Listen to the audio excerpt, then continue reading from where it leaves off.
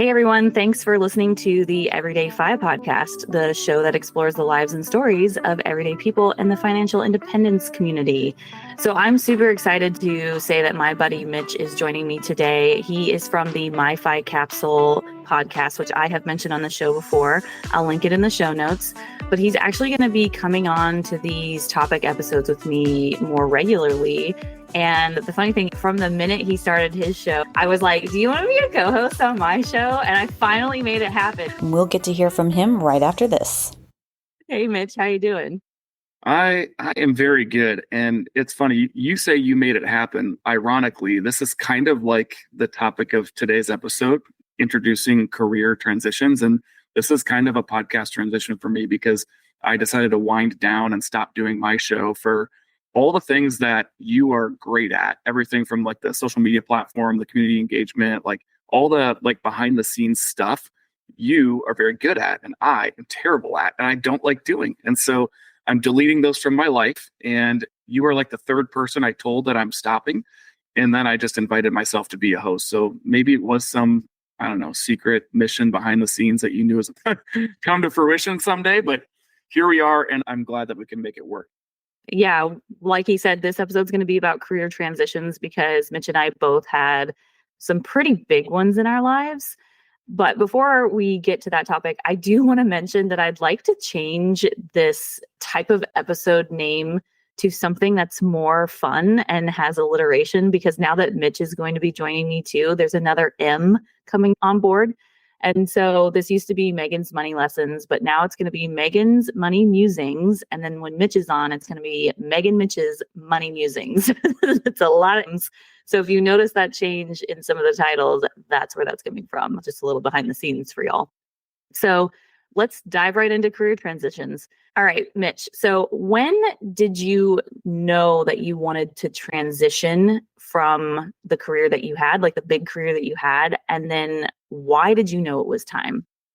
So it's kind of it's a story that takes place in two different times. And I'll explain very briefly why. But basically going back to, I think it was in 2018 or 2019, I was completely wrecked, throttled, burned out, torched by what became a really tough relationship with my boss at the time. And interestingly, we are better friends today, 5, 6, 7 years later than we were when we were working together. But I was a shell of myself and I didn't know how to explain it to anybody and decided that enough was enough. And so I had chatted with my wife. We came to an understanding that the goal was by the end of 2020, I would no longer be doing what I was doing. And then 2020 happened and I stayed and I worked through it because I really felt like I'd be abandoning my team. I could have made a move. I could have changed. There were lots of options for me, but it just didn't feel right. So I held on for that sake. And then I kind of got lucky. I am a person of faith, so maybe it was something that was closer to divine. I don't really know, but I got really lucky that I held on because the next exit date that I chose 3 months prior, my boss that I was struggling with announced that he was selling the company. And in the process, I became a part owner. And when I became a part owner, it was a admittedly very lucrative situation for me. And so I rode that out for a few years, but I still knew, even with more money and even with my boss out of the way, it turned out that career wasn't the career for me. It was a weight on my shoulders that I didn't want.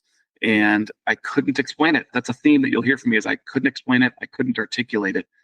And eventually, my wife and I just agreed that it wasn't working for me. We had done enough. We were going to exit years prior. We had gotten so much out of this new opportunity and just agreed it was time to wind down. And she got laid off in December of 2023. And 3.5 weeks later, we were at Dollywood with my brother and sister-in-law the week between Christmas and New Year's. And we kind of just looked at each other and said, yeah, this is it. This is the year. And I decided to be wrapping up and made that announcement back in April. So I think that answers the question, but feel free to poke at it. Well, I'm curious if there was any like catalyst or straw that broke the camel's back that you can remember. And I know you said you can't really put it into words, but I'm wondering if there was any sort of situation that just, and it could have just accumulated over time, but there was like, this is the last straw. Yeah. Or anything like that. Yeah, I'm glad you dug into that some more because I forgot this piece and it's really important. The first time that I was going to exit, I was really good at what I did. And to put it into real terms, because I think a lot of people say, oh, I'm great at my job. And maybe they're really not, because your boss gets to decide if you're great, right? But I work in a franchise model. And so I get to see the results of, at that time, 75 other franchises. And I was running the second most successful one. And my boss would not get off my back. And I will not forget the day where he sent me this just nasty email. And I was like, you've got to be kidding me. I pulled up the scoreboard to make sure I wasn't nuts. And I wasn't nuts. We were still the second largest franchise. I still had the most successful operations team in the entire organization. My people were doing 30 to 40% more than anyone else, which means every dollar that they managed and sold was dramatically more profitable for the business. And here my boss was raking me over the coals, and I'd had enough. And I wrote this email that I was going to send back to him, kind of making my case and very blatantly telling him why he was wrong.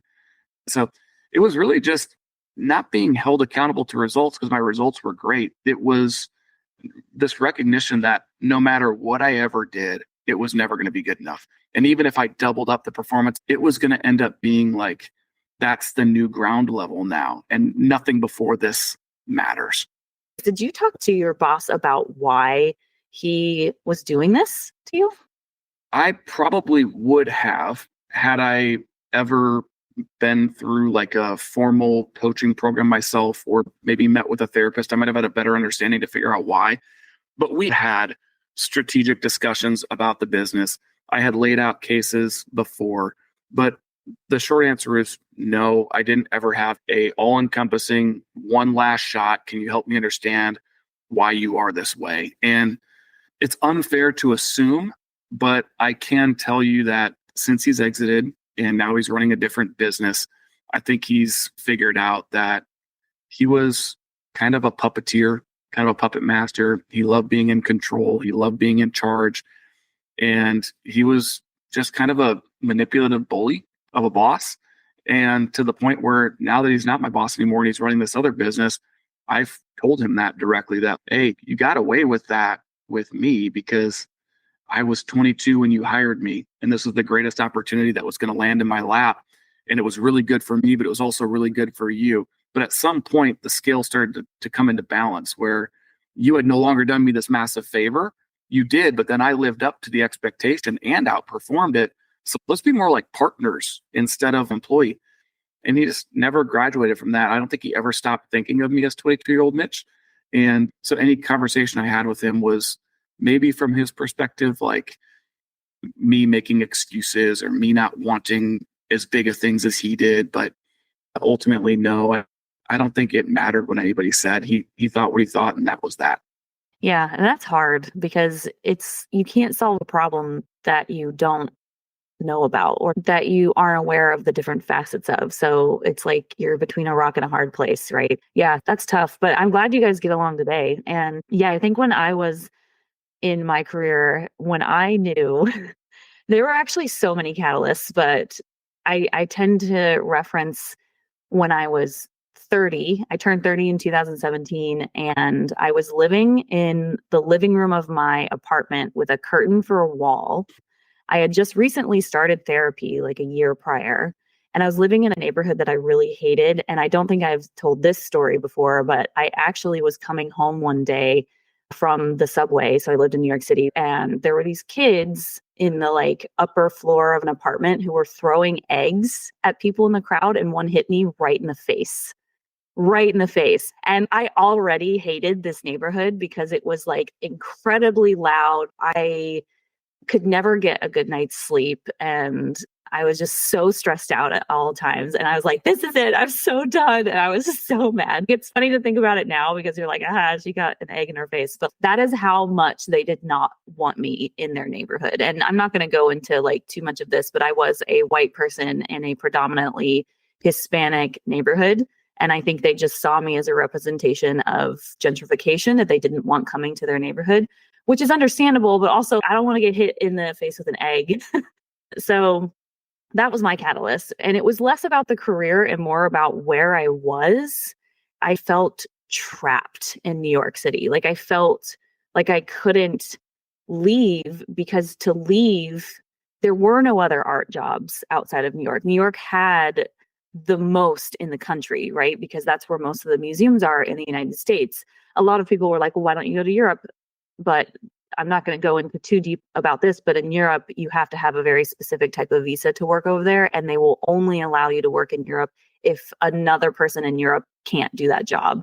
And believe me, so many more people in Europe can work in art museums, and they know multiple languages. There was no way I was competing with Europeans. It was just one of those things. I was working at a job that was mostly boring. It was an art gallery versus an art museum. And people might not know the difference, but a gallery is very much about sales, and a museum is very much about education, although it's also about money, but it's a little different. And I remember this one time or my boss at the gallery, he was the owner, and he was solidly in the 1%, right? Like super wealthy guy. And he bought this piece of art from somebody who didn't realize what they had, but they got his name through one of their friends and asked him, can you come and look at this piece and tell me what I have? I want to sell it. And he went over there and was like, oh, yeah, I can buy this from you. I'll buy it from you for $4,000. So we bought it for $4,000 and then was able to turn around and sell it for $250,000. Whoa. Mm-hmm. That's the kind of world I was in. And I was just like, that is so shady. And the thing is he didn't sign any sort of agreements or anything like that. He just said that he would come over and look at it and then offered to buy it for a certain amount. And I was like, I can't be in this world anymore. And there's so many more stories about that. Like, I remember a museum that I worked out part-time, they listed job for education coordinator, and they required a master's degree, desired a PhD, and they were going to pay $22,000 a year in New York City, in Chelsea, New York City, which if anybody has been, like Chelsea is one of the richer neighborhoods in Manhattan. And I was just like, this is so abusive and toxic. Like, I can't stand this field anymore. So that was kind of my catalyst for changing. That's a lot. So I think I narrowed it to 3 things I want to ask you about, and I'm going to go backwards to get there. So the boss that bought for $4,000 and turned around and sold for $250,000, that to me feels like pawn shop type stuff. But pawn shops are transparent, man. You know what's going on when you walk into a pawn shop. The pawn shop wins, and we as the walk-in person lose. That's just reality. But they provide a service. Do you think that happens elsewhere, or do you think that was kind of unique to your boss? In the art gallery space, absolutely, because it's a business. Like, it's a sales business. Think of like car dealerships. It's basically the car dealerships of art. It just is. And you know what? There's this movie called Velvet Buzzsaw that if anybody wants to know what the art world is like, that's the movie. However, it is a horror movie and it is also gory, just so you all know. But it talks about the art world in LA. It is literally to a T exactly what the art world is like. It's like cutthroat.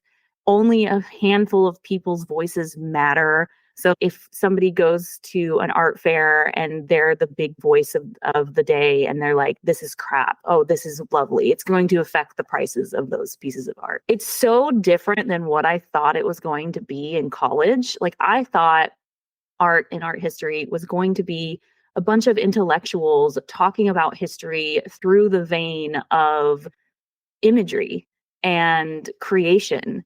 And it was not that. It's all about money. And even in the museums, like, the museums are big and able to buy this really expensive art because they're backed by very rich people. So for example, the Met Museum in New York, some of their galleries are named after the Sackler family. And if you guys know, the Sacklers were the ones who caused that epidemic with Oxycontin. And they got prosecuted for it and were found liable for like the deaths of all these people because of Oxy. Like, those people are the ones who created half the Met. And I think it's so cool that you made this big transition, and it's such a stark change from, you didn't go from like art to, I don't know, interior design. You went from art to tech. Like, that's completely different, which I think is super cool. But you got the egg on your face moment, which you aptly named these catalyst moments, but they are the sum of all the parts, right? Like, you had all this history, this build, And now you can't even go to your own neighborhood and feel wanted, safe, whatever, to the point where you get smoked in the face with an egg. And I think that's almost like a sitcom TV moment where you're like, that's not real. But it was actually real. And it was your moment. I think it's a very interesting thought to highlight. But the one other thing I want to ask you, and I think it'll be fairly fast, is when you lived in the neighborhood the whole time, did you recognize this? I know you said you felt you weren't wanted. Did you realize or feel the gentrification concern every step of the way? Or is it something you look back on and went, oh, maybe that's why? Do you have any idea?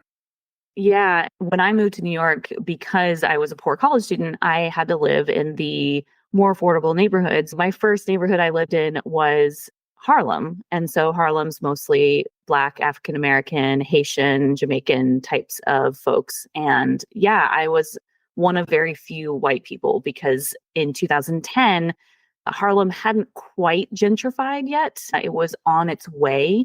And at that moment, I wasn't aware enough or quote woke enough at that point to understand what that meant. And I did have conversations with other friends who did understand what it meant, who kind of just saw me as this country bumpkin because I had moved to New York from the South, who didn't understand like what gentrification was. But then once I started understanding that concept and moved to a more vocal neighborhood. So Harlem, they were much less, you're not welcome here. I didn't get any of that in Harlem. I felt very safe and welcome there. But when I moved to Washington Heights, where the population which was much more vocal about, we don't want you here, then I was like, yep, I can see this. But it was hard because I understand it on one level, but on the other hand, it was hard to be seen as the representation of that. So it was a weird dichotomy. And now looking back, I have a little bit more compassion for the folks in the neighborhood because I'm not living it anymore. And so I'm more understanding, but I was much less understanding when I was living there because I was getting the brunt of it. And I do want to mention, like, even though I got hit in the face with the egg and I was very upset about it, I applaud the aim of that child because damn, like 10 points, you know? That's so awesome. I think this is more tied to the transition than maybe at surface level. There's reasons that we make big change. Like, change is scary. Things are going the way they're supposed to be going. Air quotes. You have an art degree. You're working in art. Your mindset can just been, this is part of the story. I just got to grind. It's an egg in the face today. Thankfully, it wasn't a brick. And then eventually the sum of all the parts comes together and you go, you know what? I don't like my environment. I'm not wanted in my immediate community. So I can't even go home and feel good. I don't feel great at work because of this, that, and the other thing. And eventually it all adds up and we go, something's got to change. So that's my 2 cents. I think this will resonate with people when they kind of look around and go, you know what? It's okay for me to say, I don't love the environment around me.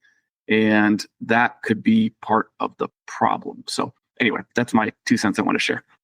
No, that's a great point because this is about change and what causes us to decide that we want to make a change and how far are we willing to let things go before we make that change, right? And I think it's very brave for people to make big changes like this. And I'm saying that to myself. I think I was brave to decide that it was no longer time to turn the page. It was time to close the book, you know, and open another one. And I will say, I'm getting a little emotional right now because it was a very emotional decision because art had been a huge part of my life. I got into it because this was literally my passion. I did follow my passion and it didn't work out. And that's often what happens, but that's what made it so much harder to make that shift. And so I want to know from you, why did you get into the career that you did? And was it that difficult to make that kind of decision? Like, I felt like I failed. Did you have anything like that? Yeah. So I had two career transitions. So my first kind of big boy job was in the big box electronics space. And I'd been pretty successful there at sales. I was starting to learn leadership, but I was very young. I was 20, 21 years old and didn't even have a college degree and had been given a shot as a assistant store director. And I was making somewhere between 42 and 50,000 a year, depending on what my commissions and bonuses were. And unfortunately, I kind of saw the writing on the wall where I had to give this presentation to my store of employees about, hey, don't pay attention to what you're hearing in the news. Everything's fine. We've got this big line of credit, blah, blah, blah, blah, blah. And I walked away from that meeting and I went, I think I did what I was supposed to do, but I think I just lied to 85 people because I didn't believe the words that came out of my mouth. And I decided at that time I was going to start looking for something different because I believed that brand was going to go under. And fast forward 15 months, they declared bankruptcy. I wanted to exit that place to get ahead of my marketplace being flooded with, there's 9 stores, 70 to 90 employees per store. I didn't want a bunch of people just like me looking for a job at the same time. So my goal was get out now before it's too late. And the secondary goal was I want to find a job, and there's nothing against this, but I want to find a job where I didn't wear a name tag. For some reason, that to me just meant next level, So there was nothing sexy about building maintenance. I'm responsible. I joke and say I'm the king of the toilets.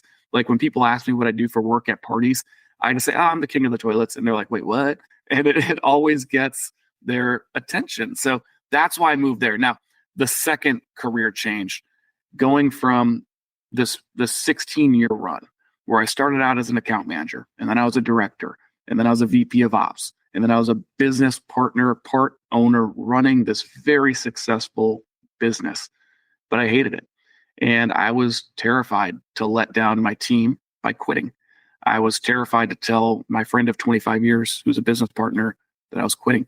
I was scared to tell the CEO that I worked for, and I still work for today, just in a different way. I was terrified to tell him.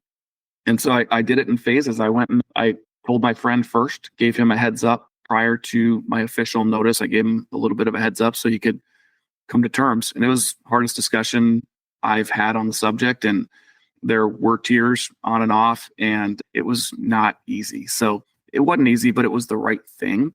And it ushered in a new era of my life. And my goodness, was it the right decision? How did you overcome the fear? Okay, so I'm not a procrastinator in all things, but if I don't want to do something, at some point you have a deadline. And come hell or high water, you got to meet that deadline. And I had to quit by a certain date because I had a contractual agreement with my organization that I owed them a minimum of a 30-day notice. And so most people can give a 2 weeks notice. Most people can walk out the door, but contractually, I can't just walk out and say enough's enough, goodbye, unless something egregious, happens. But so I had to meet that deadline. And then as a friend, I genuinely felt I owed my buddy a heads up because this was going to dramatically change his life. And so just being responsible and being a good human kind of pushed me over the edge. But I spent 15 months with a therapist helping get me prepared for dealing with the change, making sure the change was the right thing, and helping finalize and prepare my discussion. And then my wife and I had a number of conversations about what I was going to say, how I was going to say it, when I wanted to deliver it, if I should have a 10-minute speech planned or a 2-minute speech planned. And it all kind of came together actually where you and I met at the Extraordinary Life event in Las Vegas back in April with FI and Ellen and Katie Donegan. We sat at a table and I had the table give me answers on what they thought about all of this. And they helped put me at peace because the plan turned out it was quite good when whatever it was, 7 sort of strangers helped fill in the gaps. So that's kind of how I overcame the fear, a lot of prep. And it stinks because I was in mental purgatory for longer than I would have liked to have been because we made the decision in December and I didn't announce until April 18th. It's a long time to live with a secret like that while your wife is actively planning your entire summer, paying for campsites to be gone. So there's no turning back, right? I didn't have a choice. Yeah, you heard it here, folks. Deadlines cure fear, or at least let you get over fear. Yeah. Yeah, that makes sense. One thing that I want to ask is how you did this transition to the new opportunity you're in now. Did you know about that opportunity when you were going to put your notice in? Well, so here's the deal. My 2 biggest fears were, one, if I walked away and the business fell apart. So for the last year and a half, I did everything I could do to make myself more and more irrelevant by the day so that I could leave and the business would not only stay the same, but would grow in my absence. And that has happened. So that was my biggest fear. My second biggest fear was announcing the news authentically, genuinely, fighting emotions throughout the conversation, and the response being a distilled down, okay, how terrible. I can't believe you want to leave after everything we've done. Just take your stuff and go. We'll figure out how to operate without you. I couldn't live with that. And I was fearful of that. So I went into the discussion thinking on one end of the spectrum, that could happen. They could tell me to go pound sand and they don't care about anything I've done. On the other end of the spectrum, they could say, hey, yeah, let's work together and try and figure something out when you get back. And fortunately, that was their response. 3 minutes into the discussion, hey, this stinks, Mitch. Are you sure? Are you really sure? And then eventually, yeah, let's try and work something out. Now, what I didn't know is that they were prepared to fire the person who worked in the job role that I am perfect for. I mean, this person was literally terrible at their job. They were operating way outside of what our business model was. They should have been fired 3 years ago. So when I quit, while it hurt my local branch that I was part of, in theory, it was going to hurt them. The system had an opportunity to benefit. So I went into it with no idea what my future was. I was hoping to be off for a year. And then 2 weeks after I quit, CEO calls me and says, so here's what just happened. And I was like, dang it, how long can you wait? And he said, I think you're coming back in September. So I will wait until September. And I said, fine. So no, I didn't know, but it worked out. Yeah. So you were only off like the summer, and then you went back to work. Did you feel any sort of disappointment that you didn't get that year off? A little bit, not much. And I will say, I've said this before, and I may have said it on my show a time or two. I've realized today that I think I would be living with some regret taking the role, because we enjoyed our time away so much, and we could have been away for longer. But we know in our household, my child is not interested in being educated by us. And so he needed to be in a school in September. He doesn't want to play along with being educated by mom and dad, even if it's the only option. I think eventually it would have fallen into place, but we knew he was going to school no matter what in September. So I don't really have any regrets. It would have been nice. There have been a couple of times where I'm like, why am I doing this? But ultimately, the system that I am now supporting, the people I'm coaching, the resources I'm providing, I have raving fans in my inbox, emailing me, texting me, calling me. Where have you been? Oh my gosh, we needed this. Like, I have not been so well received in a really long time. And so I really don't have regrets, but let's be real. Imagine if I would have been able to live out a full year of doing whatever I felt like, more road time, more national park time. It would have been awesome. But we're finding some ways to fit that in the future. Yeah. And do you have the ability to walk away at any point, or do you still have a number that you're trying to get to before you walk away for good? And by walk away, I don't mean just from this opportunity, but from any sort of work, like from 0 to 60 or 60 to 0 or whatever that is. Yeah. We could rip the Band-Aid off today and we could live a better than lean fi life. So I could walk away today, and it's a wildly blessed position to be in as a 38-year-old guy with no college degree who grew up in a single parent home with limited child support and no father. I don't know my dad. It's just a wildly blessed place to be. So I continue to do what I'm doing because I love it. And I've told my CEO, he knows how much money I have because they had to buy me out of my stock. Plus, he knew I had, a pretty substantial net worth before we became business partners. So they know. And I have a new boss that's actually starting in a month that I'm now going to work for the president instead of the CEO. And I had a conversation with him this week, actually. And I reminded him that, hey, just so you know, I'm only here because I want to be. I can walk away at any moment in time, which will make me your best and worst employee. I'll be your best one as long as we work well together, but I will become your worst nightmare if you try and send me down a path I don't want to go down. So we could pull the trigger at any time, but I really want to get to this kind of fine number that I'm seeking. But I do have a deeper rooted desire to make an impact on others, and they are in my immediate family. So my wife and I have talked about how we may buy my mom's house so that she can live in it rent free, and that will help supplement her retirement, right? And there's something about being able to give that gift to somebody in your family and help solve that problem.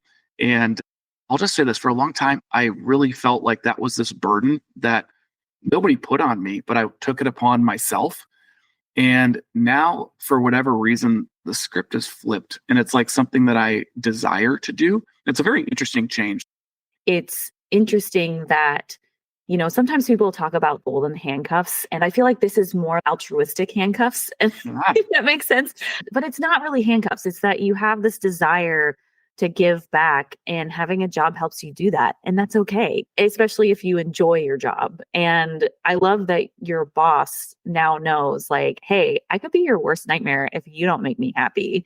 That is the definition of FU money. FU money doesn't necessarily mean you walk away and say F you. You also have the ability, I don't want to say threaten, but definitely let them know you don't need this. And so if this doesn't fit with what I want, I can walk away. And so I just love that. And I love that you're making these decisions about your life based on the fact that you want to get to this fat FI number. Yeah. I call it you say it's not the FU money. I call it the FI flex. And I love that you said it's not a threaten, because it's really not a threat. It's just transparency. And there's more to the story. I said, look, you're my new boss. You ultimately get 51% of the vote. I just want you to know that if you and I kind of professionally go fisticuffs here and there, I might remind you that I can do something like this that I don't love once or twice a year for X amount of days. I can live this thing out, but this can't be my reality regularly, or you're going to end up losing me. So you kind of got to decide. It's almost using I call it leadership capital in business. If that's the leadership capital you want to expend this week, and that's what you want to use your 51% of your vote on, feel free. But there's a limit to how much of it I'm willing to do. So how about you? I mean, you're now in this kind of text-based tech world. And I know, like, in the last year and a half, it's been a tough time to be in tech because there were a lot of layoffs happening. But now it seems like we might be back to thriving. And I could be wrong. So do you feel like you have optionality and additional potential transition in your future? Or do you think you're kind of stuck where you're at for a little while? Yeah, actually, it's funny that you asked that, because that was literally what I was thinking, because I was like, I feel a little more stuck because I am in a job where I do enjoy it, but it is incredibly stressful. It is probably the most stressful job I have had ever. Let me back up a little bit and I'll just tell you what my transition to tech looked like so I can give people some context. But where we left off in my story, I was, in New York, 30 years old, living in my living room and hating life. And so I actually was into social media at that time and posting about this on social media. And I had a friend reach out to me who I'd gone to undergrad with. His name's Ed. And Ed reached out to me and was like, hey, I transitioned from being a musician to being a developer. Is that something you'd be interested in? And I was like, oh my God, this is so cool. So I started taking coding courses online during my downtime at the gallery. And I basically was testing it out, kind of like Alan Donegan says, to do mini experiments. I was experimenting to see if this was enjoyable enough to make the big shift away from art. And it was. And I want to call out here that I am very fortunate to have family who support me, because I basically called up my mom and I said, I'm really unhappy. I have this idea of doing a full-time coding boot camp, because at this time I had read that really, if you want to break into tech, you kind of have to do these full-time coding boot camps because they give you the knowledge and the resources to get a job. And I realized I couldn't do that while living in New York and having rent. So I asked her, could I come back home, do one while I'm living with you? And she was like, yes, please do it. And so I basically was 30 years old in September 2017, moved back to North Carolina, lived in my mom's basement, and did a coding boot camp for 6 months. And from there, I got a job at a startup in Raleigh, North Carolina. And I just want to say a little story about this, because I think there's a lesson here for anybody. When I had graduated from the coding boot camp, we were basically tasked with, going to job fairs that were tech related and to new grads and coding boot camp graduates. And there was one in Raleigh, Durham. But Raleigh-Durham is about 2 hours away from where my mom lives. And it was in the morning, and I am not a morning person. So I woke up that morning and was thinking like, I really don't want to go. And then I thought to myself, you know what? You don't know what opportunity you might miss if you don't go. I was so right, because that is how I got the job at the startup. The startup had a booth there and they were looking for coding bootcamp grads. They took my resume and they're like, yeah, we'll call you. And another interesting thing about this story is luck had a big part of this, because I didn't interview with the CTO of the company. I interviewed with the head of quality because the CTO was out of town. If I had interviewed with the CTO, I don't think I would have gotten the job. The head of quality, though, saw in me the ability to grow, even though the tech stack that I knew actually wasn't what they needed at the company, which is all the CTO probably would have seen. But the head of quality, his name is Shannon, when he looked for people to work with, he looked outside of technical knowledge, and he was looking at me as a holistic person and my drive and my desire to learn and grow. And so he was like, well, we can't bring you on in this specific program that we have for new grads of coding bootcamp, but we can bring you on as a paid intern. And I literally don't think I would have gotten this job without Shannon. And so shout out to Shannon. I actually texted him like a month ago saying, I am so thankful that I met you, because I would not be here today, like in this career without you, I don't think, or at least it would have been a very different career. Anyway, and the reason why I'm bringing all this up is because that first company was very mission driven. So we literally helped people on a day-to-day basis. We created software for senior living communities, and we had like products that basically said to the staff, hey, somebody has fallen in this room. And so our stuff was like saving lives and making people's lives better. I remember during COVID, we created products that helped people feel more engaged with each other and their families. And it actually reduced the amount of depression that people were feeling. I mean, it was so fulfilling. And I started at 55,000 and ended at 65,000 after a 3-year stint being there. Went from being a quality assurance engineer to a product manager as well there. So it was like the biggest growth for me at that company. But towards the end, when I was a product manager, it was the most responsibility I'd ever had in my whole life. And I was being paid very little. And so I left. Mm-hmm.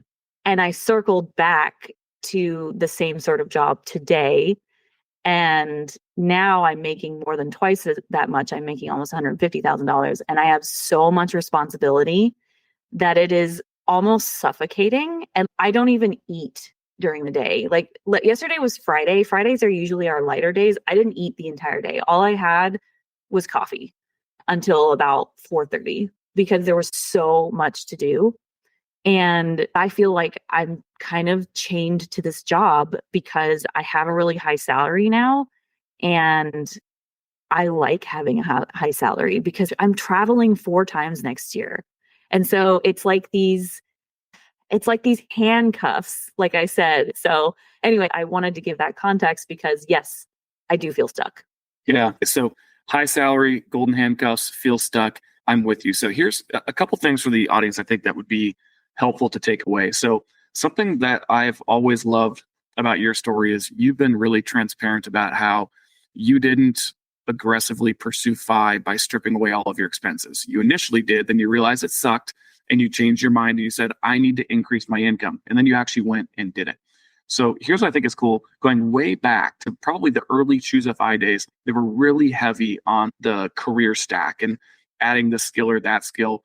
And I have kind of wondered if that's still repeatable. And here you just said you did it in 2017 or 2018, something like that. So I'm curious, is your transition from art to tech, your buddy's transition from music to tech, is that still relevant today? Can a person go somewhere and try and do a coding boot camp or a Google course or the whole Salesforce thing? Is that still relevant today that somebody who's a waiter or a waitress, or they're sitting in a cubicle making $34,000 a year doing the back end processing of insurance claims and want to throw their computer across the room every day? Can someone still do that today? Yeah, I love this question. Now, this is just going to be my opinion. So I have no data, no stats, no nothing, but this is just my opinion working. I've worked in, like 6 tech companies now. So I don't know if it's repeatable. And here's why. A lot of companies are moving their tech overseas because it's cheaper. So if you only learn a technical skill, I think you might start to be in trouble, because the people who make all of the money at like Google and Meta and stuff, they are like super high performers who have been coding since they were freaking babies. Like they have a level of experience with development that just like it's really hard to get to unless it permeates your entire life. And then you have the kind of developers who know how to code, know what that's about, but you can find that in the Philippines. You can find that in Eastern Europe. You can find that in South America. I list all these countries because these are the developers we have on our teams. I think at my current company, I think we have like maybe 10 in-house developers out of a team of, I want to say 100. That is one caveat that I will say. We also have AI coming up, and there are AI tools that allow people to use AI to code. And so the reason why I'm saying that is I would not focus solely on just getting a technical education. What's more valuable are actually it's so funny, are actually the softer skills, being able to think about a business and a business need and a customer need and what's going to make the business money. That's where you need to focus. How can I make this business money? And why is my specific set of skills going to aid in this? And why shouldn't they go somewhere else for this? And so I'm a product manager, and there's been some discussion about like product managers are no longer needed. I agree that the people who sit there and write Jira tickets and run Scrum meetings, and it's okay if nobody knows what that means, it's fine, it's technical jargon. If those people are not needed anymore, the people who are like, I'm thinking strategically about what the market looks like for my business, what our business currently offers, what we need to offer to grow our business, and what our customers are asking for. AI can't do that. People in different countries can't do that. So that's where I would say, if you want to get into tech, that's what you need to learn. And I don't have a resource, unfortunately, to do that, because I did it in a very circumventy type of way, because I started, with the coding boot camp, became a QA engineer. QA is quality assurance, so basically a software tester, and then became a product manager. And so I got into the field first and then learned it from there by doing, instead of some sort of course. And I will say, I've seen on LinkedIn, a lot of people say like product management courses are just, you can take them, they're not going to really matter. What matters is doing it, because every business is different. And so if you can get your foot in the door somehow and start doing product management type of work, then that's going to be what matters. Yeah. So something I would maybe challenge you to think about, since you feel stuck. I wonder if this statement will resonate with you. I don't want to put this on you, but I can tell you, for me, something I found myself thinking when I felt stuck was, I can't leave because of my salary, and my skills aren't transferable anywhere else. Now, you're in tech, so I don't think you'll feel that way, but I don't want to decide that for you. Only you can decide that. In my world, I kind of thought someone's going to look at my resume and see, oh, this guy was the king of some toilets. His skill set isn't applicable here. So if there's something the audience could maybe take away and learn, is how do you draw out of your current skill set? What do you actually do? Because the end result is just the business that you're in. But what you're doing is you're ultimately leading people, helping them be inspired, helping them see the bigger picture. You're helping them understand stretch goals. You're helping them realize what they can or can't do during your sprints, because I'm guessing sprint is a term in your world. You're helping them understand, like, ooh, that's a little out of reach, even for me. I'd love for you to accomplish that, but I don't think it can. So let's ask for so-and-so. You're this like great orchestrator of all these pieces. And so for people that are out there in their job, think about what it is you really do. And then I now call ChatGPT my friend. So I just type stuff into my friend chat and say, can you take this skill that I have? This is me thinking out loud. If I was in that spot, I'd type into chat today. I'd say, can you help me understand how the skill that I have as a insurance claims processor doing this thing would translate to other industries, and hit go. And it is amazing what chat will teach you. And then the second level I would take it to is, if you hear a common thread here, it's leadership, it's management. it's supervision. That's where the money can really pile up if you're not uber specialized. And so in order to become those things, you have to become them. It doesn't just happen to you by luck or by circumstance. It's this accumulation of all these skills you've built up, but then you've chosen to be 1% or 2% more intentional than the people that were doing the same job as you, and therefore you stood out. And that's why Shannon recognized Meghan. They saw something in her and said, you know what? You may not be ready for this, but you're the right person, and I want you in my organization, and we'll get you where we want you eventually. Practically speaking, what I would challenge people to do is follow Zig Ziglar's old school advice of turning your vehicle into a mobile university. And sometimes you may not have a commute to and from work where you can learn, but maybe it's cutting your grass or snow blowing your snow or raking the leaves with earbuds in and learning. Or as Meghan likes to say, I listen to podcasts when I'm in the kitchen and I cook. So there can probably be some podcast resources, but if there's some subject material you want to learn, I have become obsessed with this new tool called NotebookLM by Google. And you could go and find, hey, how do I become a manager in this space? Or what would be the next steps I need to take to go from director to executive in this industry? And you find some 10-page article you don't have time to read. Throw it in a NotebookLM. It'll create a podcast for you. And now you can listen to it while doing something else and figure out how to translate that directly to your world and get better. This is kind of in the vein of what we were planning on talking about today, but I could not ignore this because the real thing about career transitions and the real thing that handcuffs us is some kind of fear that we can't find equal or better out there because of some kind of self-doubt or imposter syndrome that we may have. And so let's skill our way to where we need to get to.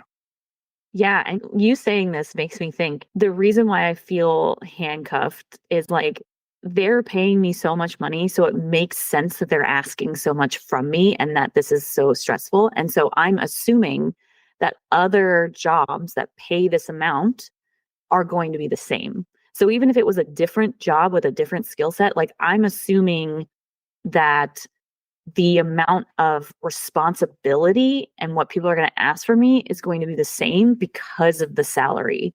Do you think that's true? Yes and no. I don't think you get to earn what you earn without being wildly specialized. I'm talking, doctors, people like that. I don't think you get to earn what you earn without having this unique skill that most other people don't have. And so as a result, there tends to be more responsibility, and that more responsibility is a weight on our shoulders. I had the same thing. What's interesting is I'm working at a faster pace today in my new job for less than half of what I was earning before. But what's interesting is what I did before, I worked slower, more analytically, more laid back, more communicating with people, more setting expectations, and then they went out and did the work. But I had this weight on my shoulders of the responsibility that the P&L needed to show a certain number at the bottom, and everything in between needed to make sense. And I was responsible for everything. And it was just this weird weight of responsibility. And I didn't love it. So all that to say, I think there is a chance that there is better out there. There certainly is. And I don't know what your leadership style is like or what your management style is like or what your ability to let things go are.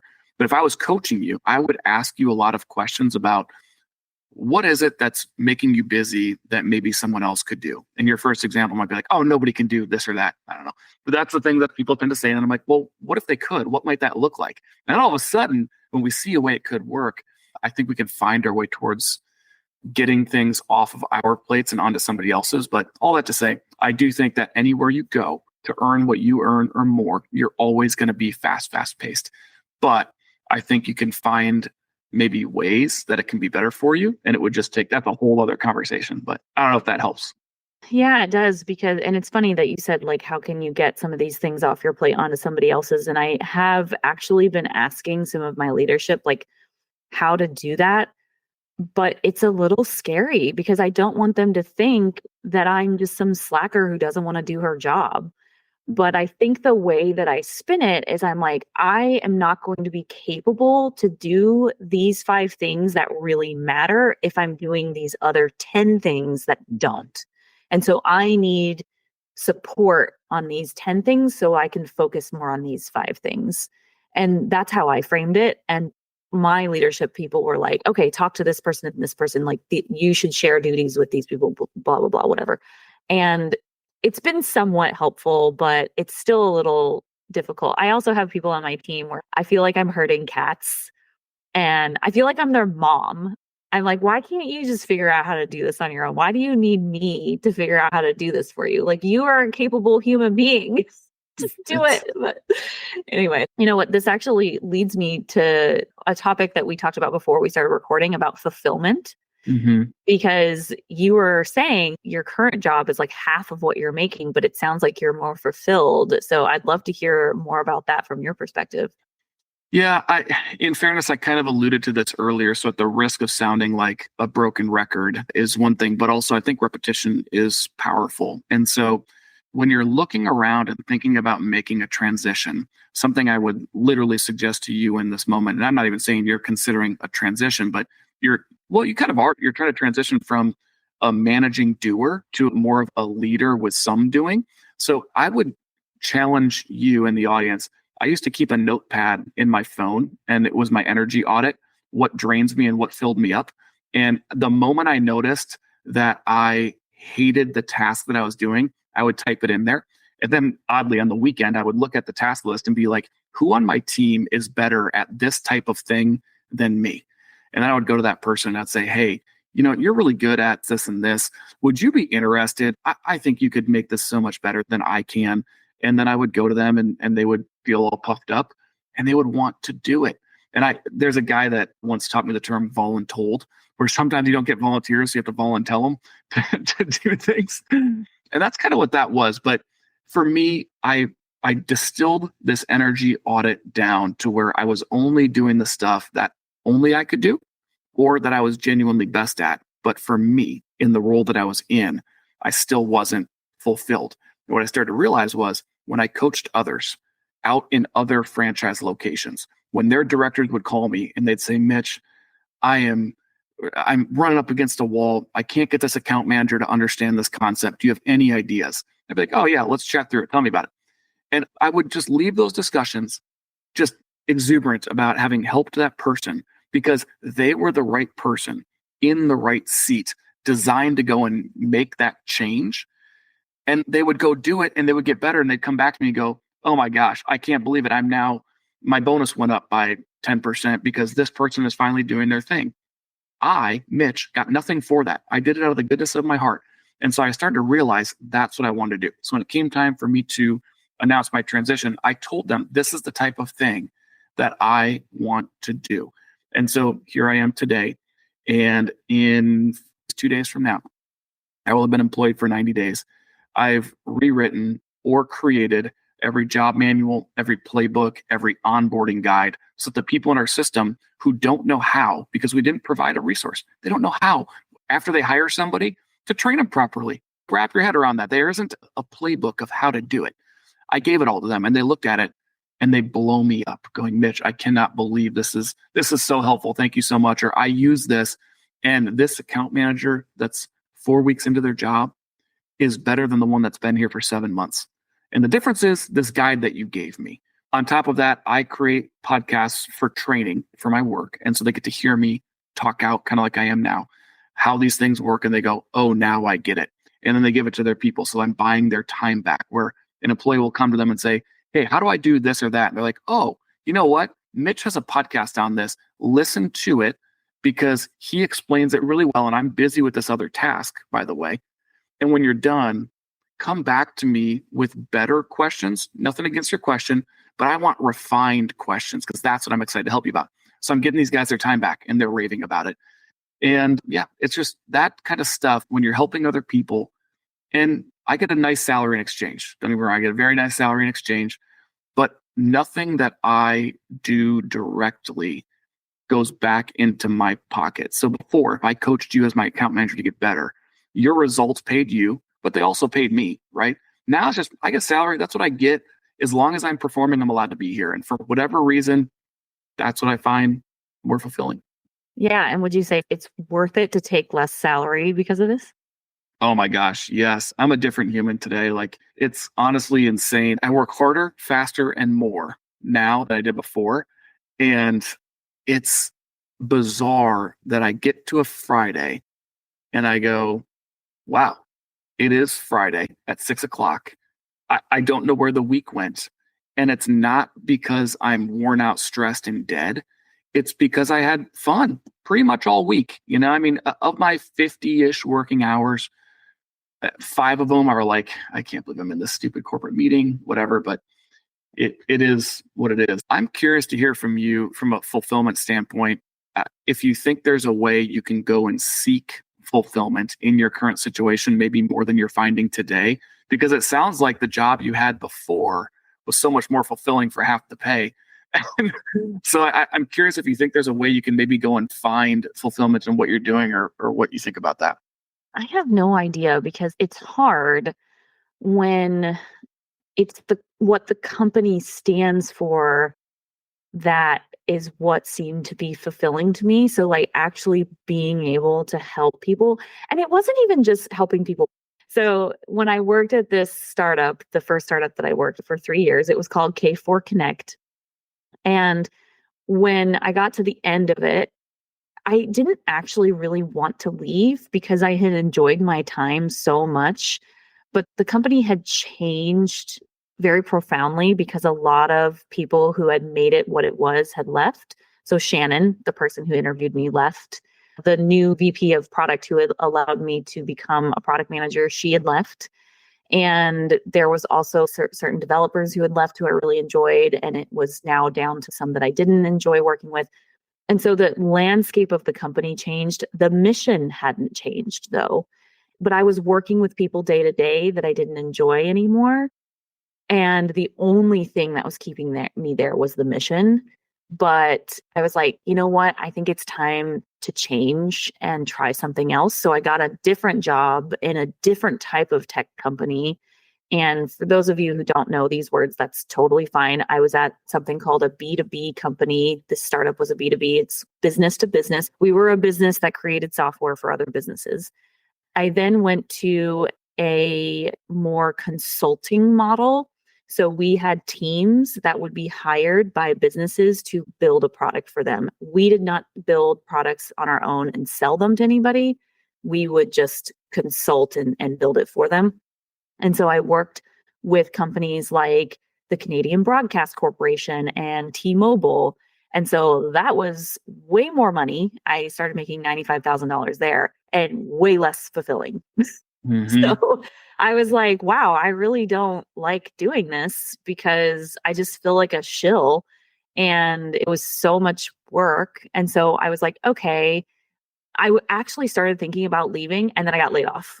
And so I was like, okay, well, that's just perfect, except not perfect. And then because I felt like I was in this vein of, I really want to find fulfilling work again, I had a really hard time nailing down another job. So I jumped from several different jobs and I had 4 jobs in a year. And one of them was working at a startup that was helping kids who had seizure disorders.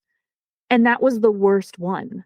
So it's not only about the company itself, basically. Like it's, for me, about the people I'm working with plus what the company stands for. So I think as I'm saying this, I don't know if I'm going to be able to find fulfillment. I think that's where I'm going to need to find fulfillment at this company that I'm at right now that I started last March, 2024. It's a prop tech, so property management technology. So the people who run like property management, they rent out houses, et cetera. Not exactly the most, helpful and fulfilling type of work because you're not saving lives, you're not really making a difference. But the people I work with are fantastic. And the company culture is pretty fantastic most of the time. And I have probably the best boss that I've ever had in my life. I'm serious. I love him. And I love him professionally. So I think that's probably where I'm going to need to find fulfillment because I think trying to work for a company that has a deeper mission is not the only factor, as I just said. Yeah. Yeah. I think it's helpful and I think it's real. And I think just like you mentioned way back, the company was mission driven, that you loved initially and you loved the mission, but eventually the people within the organization change and the mission wasn't powerful enough anymore. And so I think finding mission-driven companies, I think a lot of them say they're mission-driven. That's the other tough thing. I think a lot of companies say these are the words on the wall, but they don't live them out. You hear about them in your onboarding and you never see it again. So I think finding that is truly closer to a needle in a haystack than it is realistic or reality. So we're so much better off trying to find the best in that which we have in front of us. And so if you can find that from maybe taking 5 minutes a week to tell the people that serve you on your team and that you serve that are on your team what they mean to you and why, and then maybe you are to them, you're their best boss they've ever had. And if you can get that to maybe come out of them once in a while, like we don't tell people, hey, you're great, so that they tell us back, I love working for you so much. But man, when they do, it sure feels good. So if you could find that, I think that'd be really terrific, because everybody says that they want work that never feels like they're working a day in their life. And that's really hard to find, right? It's really hard to find. And so hopefully you can do your best to not necessarily create it, but recognize the good that's already there. And I used to have this running joke that I wish there probably is like a calendar where I could choose an emoji every day about how I felt about work. And you narrow it down to 3 or 4 emojis. And, one of them's like the rage face. And the other one is like the heart eyes. And in between, you've got something kind of neutral, like a sigh day or whatever. And then look back at a month and then look back at 3 months and be like, well, you know what? 15% of my days are heart emoji days. And only 10% of my days are rage days. And the rest are kind of in between. And so if you're experiencing the rage day, you might be like, oh, these are few and far between, ultimately. I don't know. That's the kind of stuff that I try and think about now that I'm released of my handcuffs. So I don't know if that's helpful at all, but You should build that. That is a great app, because this is my product manager. I'm like, oh my God. So you could build it and you could have these emojis, and then you could also find trends. So you can be like, okay, so certain times of the month may trend more towards, or certain quarters may trend more towards the heart versus the rage. And what should I be aiming for? Even putting like goals and metrics. And I'm freaking out, because that I think we should build that. I don't know how to code, but I think that would be awesome. I'm going to do us both a favor. Anybody in the audience, if you feel like making that, take the idea. It's not trademarked. It's not mine. I can't even run a social media platform for a podcast. I promise you, I'm not creating an app. Okay. I'm not doing it. Yeah. Please, somebody make this app for us so that we can use it, because I would totally use that every day. I might just do it in my phone or something with my calendar app, just put an emoji in. It won't have any of that like data, but I can go back and manually calculate it, of course. But yeah, that's a great idea. I love that. I think you have to understand that there are moments in time with your jobs. Like sometimes the job can be super stressful because your team's going through a transition, your company's going through a transition, and there are just some hiccups that you have to overcome. But you have to see if this is a constant pattern or just like once every few months or throughout the year or something. And I think I forget who said it. It's like the Apple guy who says something along the lines of, if you look in the mirror every day and you say that you don't like what you're doing today, and if too many of those days you're looking in the mirror and you don't like what you're doing, then it's time to make a change. So we're coming to the end of our time, but I want to talk a little bit outside of the career transitions conversation, because I know that you took 3 months off and traveled. And with your episode, you came on and you were about to go on this trip. So I want to hear how it went. Yeah, real quick on travel. You mentioned that you feel a little bit handcuffed to your job because of your salary, and your salary allows you to travel. And there's a lot of ways to travel. The travel rewards world is so powerful. And I'm just going to proclaim this really quickly. I am not good at travel rewards by any means. I'm good at stacking up the points and then using them. I'm not good at optimizing them and going through all that nerdery. So I'll just say this. If you could look back 18 months and say you went on 4 or 5 trips with your spouse, long weekends, maybe 4 nights, maybe 5 nights, a couple of those trips you took your child with, and then this year you took a nice long trip and you booked a 12-night stay in Hawaii, and you paid a grand total of $0 for all of those trips, I think you would consider that a win. And then all of a sudden you're a little less handcuffed or married to your job and your salary. So there's a whole world of travel rewards out there. You got to be really careful. And maybe Meghan can do an episode about it someday. There's a lot of power in it. I did all that travel for free. I could have paid for it all, but I didn't have to. That money's invested instead. So just keep that in mind for the listening audience that's powerful. But do you want to respond to that before I hit on my trip at all? Yeah, it's funny that you say that because part of me is like, I don't want to have to deal with that because I already have so much in my life that I have to manage, and I don't want to have to manage travel points. But that's a really good point, because if that's part of what's making me feel like I have these handcuffs, it's that and my house. My house is a big one. Yeah. It's very expensive. Then that's a really good point. And there are some of these trips that I could cover with miles. Some I can't. So I am going to one with Julie. Her episode's coming out in February, but she is a full-time nomadic traveler and she works part-time for a travel agency and she does group travel. And I'm going with her and 12 other or 15 other women. I forget. I think it's 12 to Egypt in October. But I'm not paying for that in points because I'm paying her to organize the trip. But to me, that is so worth it because I have always wanted to go to Egypt, always. But the other three, I probably could. And actually, one of them is to New Orleans. It's going to be a work trip for the last 2 days. But I used the ability to pay for the flight through them and just booked out like more time so that I could just see New Orleans. So that was a little bit of a hack. But Yeah, that's really cool. So one challenge I'll give you is your trip that you're paying for to your friend. I took a statement credit to pay for my Airbnb because you can't book an Airbnb with credit card points. But I booked whatever it was, like a $6,000 Airbnb stay for Hawaii. And I just took a $6,000 statement credit. So even if you can't pay your friend the $2,000 via credit card, just go run up $2,000 worth of lifestyle expenses and statement credit yourself back. It's a very unsexy redemption process, but still look back and say, I spent 18 months building up something like 1.2 million travel points. And I wiped them all out. They're gone now. But I spent 2 years of just methodically buying and building and redeemed them along the way. And then I exhausted them all in the last 18 months. And now I got to start rebuilding again. I should have started sooner, but this is my MO. Get up against a deadline and be like, oops, I don't have any points. I got to build them up. So you could still do that as just a challenge I give you. My trip, let's be real. I mean, how can you not look forward to and then live out and love what ended up being 10 and a half weeks on the road with my wife and my 8-year-old son. He was 7 during the summer. He's 8 now. And we left Minnesota and we went to South Dakota. We went to Wyoming, Montana, Idaho, a teensy bit into Utah, Oregon, Washington, Banff, Canada, back down to Glacier National Park, and then made our way home. And we did, I think it was 15 campsites, 3 or 4 hotels, all with points, 1 Airbnb, and we stopped at national parks, state parks.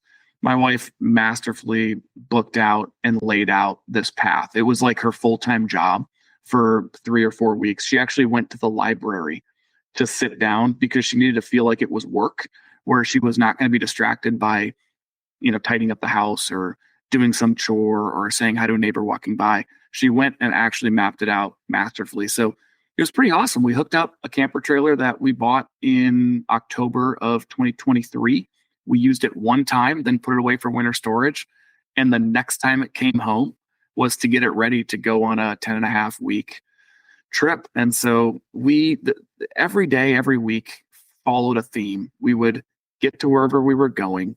We would set up the whole deal, which would take 2 hours, and relax that evening. We would maybe watch a movie with my son because it was a big travel day and we all just wanted to chill. And then the next day we would get up probably early and make our way to a state park, a national park, something like that. We would go hike all morning into the early part of the afternoon.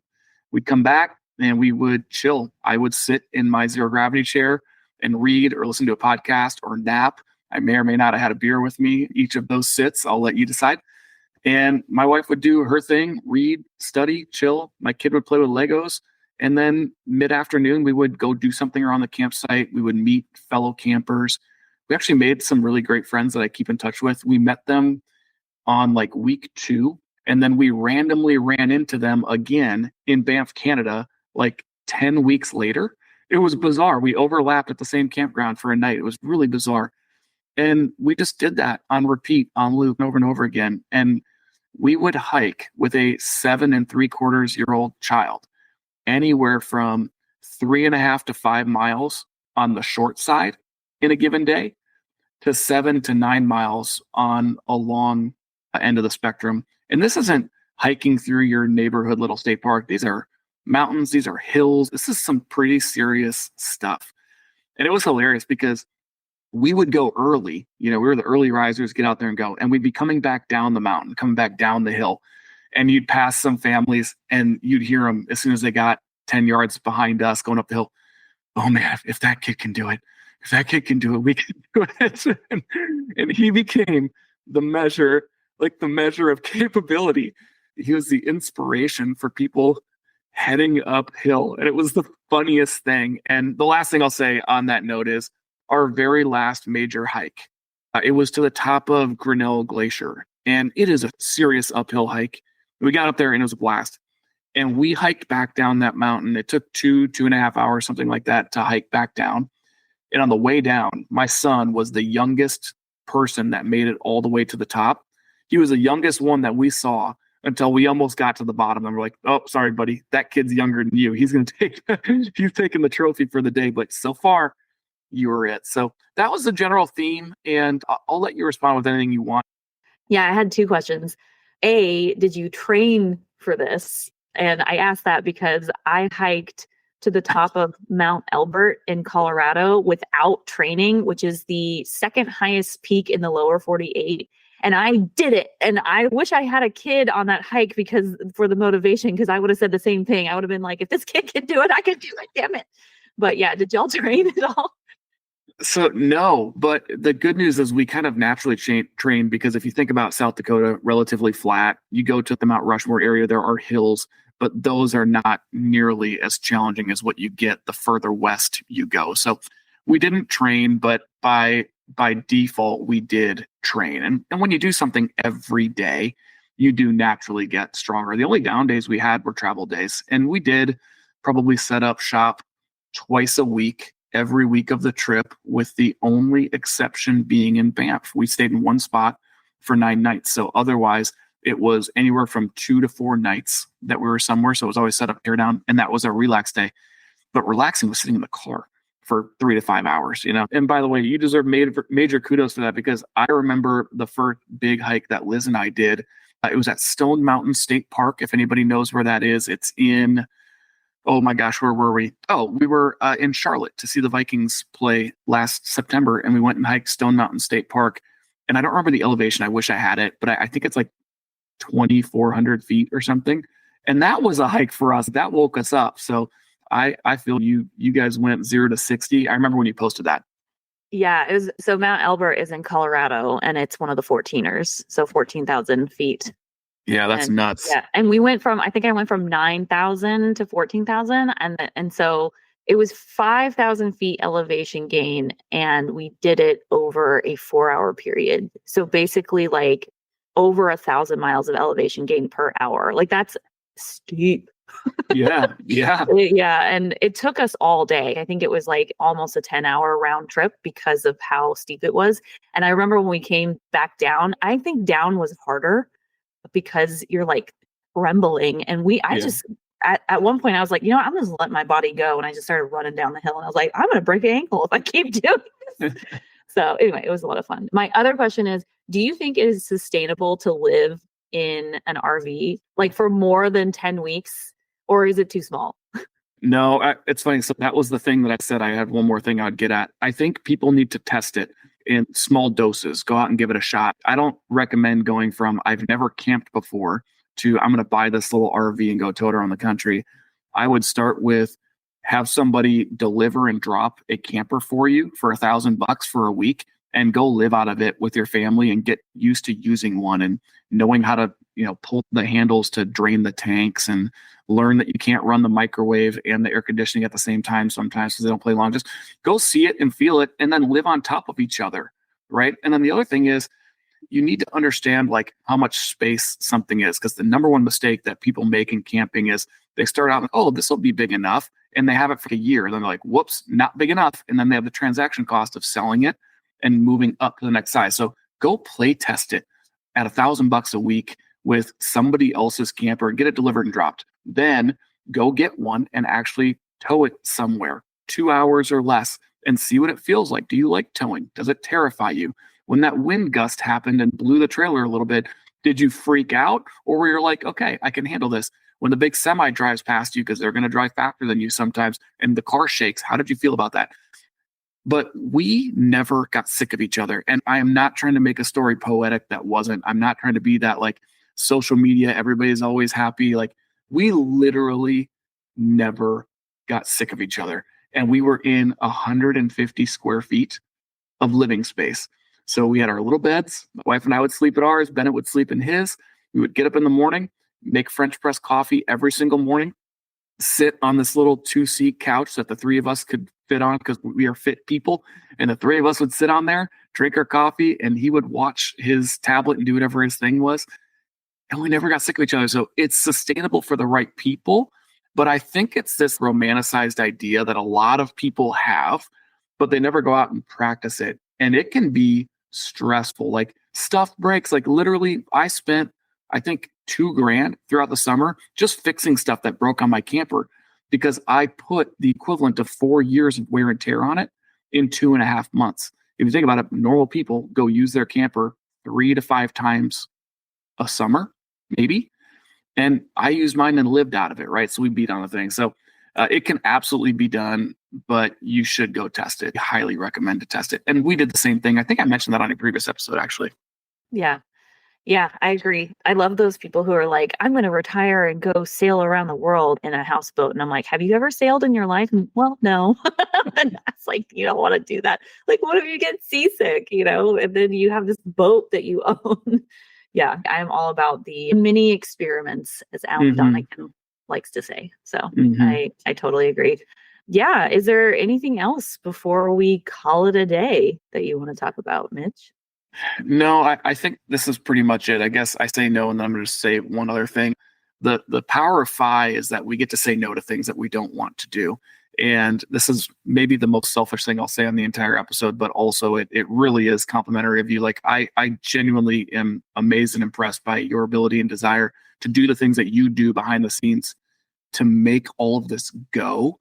Because, like, I could barely bring myself to do the work to do 25% of what you've done. And so I like being able to say no. And speaking of Alan Donegan, he said, you know what, Mitch, you tried for 6 months. And then one of my buddies said, you tried podcasting for 6 months. You didn't try it for the honeymoon phase of 6 episodes and quit. Like, you put 33 episodes out there before you said, you know what, this sucks. Like, I like talking to the microphone and chatting about this stuff, but I don't like anything else. And so if you're new to the path to FI, just understand, like, the power of being able to say no is a beautiful thing to have on your side. And so if you're pursuing this journey, whether it's to be able to say no to a passion project that is no longer a passion project, it's become a burden, or if it's to say no to your high salary because you figured out how to harness travel rewards, and then you can sustain a little bit lower salary in exchange for less stress, then figure it out. And it's going to take time, but go figure it out. Yeah, absolutely. Agree with all of it. Awesome. Thanks, Mitch. This is really fun. And I can't wait to have you on another Musings episode. I think these are going to be awesome going forward. And I think there's a lot here that people are going to learn from. So thanks so much. Yeah, you're welcome. Thanks for letting me do it. This is great for me, and I'm glad that it works for you too. Thanks for listening to the EverydayFI podcast. If you're loving the show, here are some things you can do. Number 1, subscribe in your favorite podcast player and share the show with your friends and family. Number 2, please leave a review. I'm always looking for ways to improve the show. Number 3, check out my website, everyday-fi.com, where you can listen to all the episodes and leave comments for myself and the guest. Number 4, if you're interested in sharing your own financial independence story, you can find a submission form at everyday-fi.com/podcast. And finally, number 5, join my Patreon membership for only $5 a month at patreon.com/everydayfipodcast. This is a one-woman show, so every little bit counts. See you next time as we continue to go down the path to financial freedom.